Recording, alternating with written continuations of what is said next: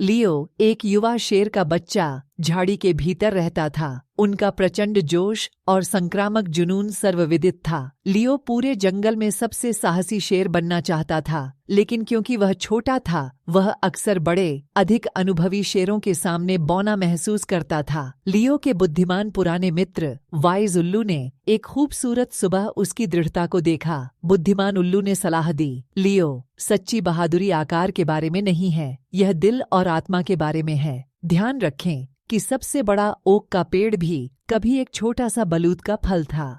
बुद्धिमान उल्लू की सलाह सुनने के बाद लियो खुद को साबित करने के मिशन पर था। उसने लगन से जंगल के रीति रिवाजों का अध्ययन किया, झपट्टा मारने का अभ्यास किया और जोर जोर से चिल्लाया। मैक्स, एक गुस्सैल बंदर, ने एक दिन लियो के सामने एक चुनौती पेश की। मैक्स ने कहा, मुझे यकीन है कि आप सबसे ऊंचे पेड़ पर नहीं चढ़ सकते और न ही गरजती हुई नदी को पार कर सकते हैं। हालांकि लियो का दिल तेजी से धड़क रहा था, उसने बुद्धिमान उल्लू की सलाह को ध्यान में रखा।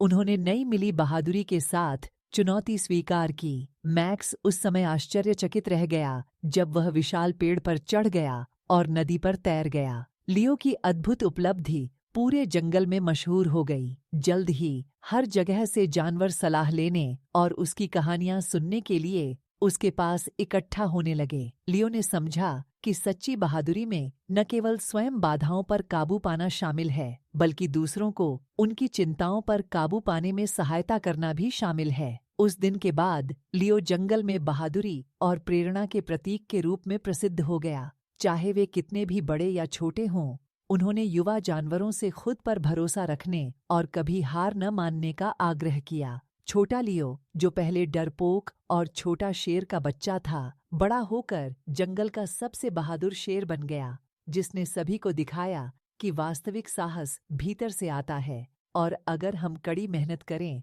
और आत्मविश्वास रखें तो हम में से सबसे छोटा भी महान चीजें हासिल करने में सक्षम है, हमारे दिल में।